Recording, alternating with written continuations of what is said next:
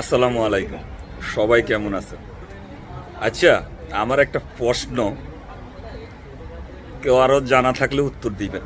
আমার এমন একটা জীবন আমি কাটাইতেছি, যদি কেউ খারাপ কিছু করে, যদি আমি সেটা বলি, তাও আমার দোষ। আর যদি কেউ ভালো কিছু করে, যদি আমি সেটাও বলি, তাও আমার দোষ। ঠিক আছে, আমি কোনো কথাই বলবো না, চুপচাপ থাকবো, সেইটাও আমার দোষ। এটা কেমন জীবন আপনারাই বলেন।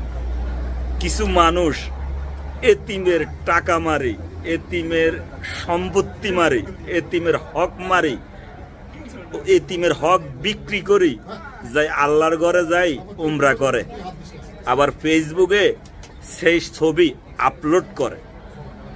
তাহলে পৃথিবীর কেউ না জানুক, আমি জানি, আল্লাহ জানে, আমিও জানি, আল্লাহ জানে, এবং যেই বেড়া এতিমের হক মারছে সেও জানে যে এতিমের হক বিক্রি করি যাই উমরা করে, আবার ফেসবুকে ছবি ছাড়ে। এই ধরনের লোকদেরকে কি করা যায় বলেন? আপনারাই বলেন। যারা এতিমের হক বিক্রি করি, আল্লাহর ঘরে যায় উমরা করে, আবার ফেসবুকে ছবি ছাড়ে, আবার এরা মসজিদের সভাপতি, মসজিদের সেক্রেটারি, স্কুলের সভাপতি, স্কুলের সেক্রেটারি, এসব লোকের কি শাস্তি হওয়া উচিত দুনিয়ার জমিনে? আপনারা আমাকে এই প্রশ্নটার উত্তর দিবেন।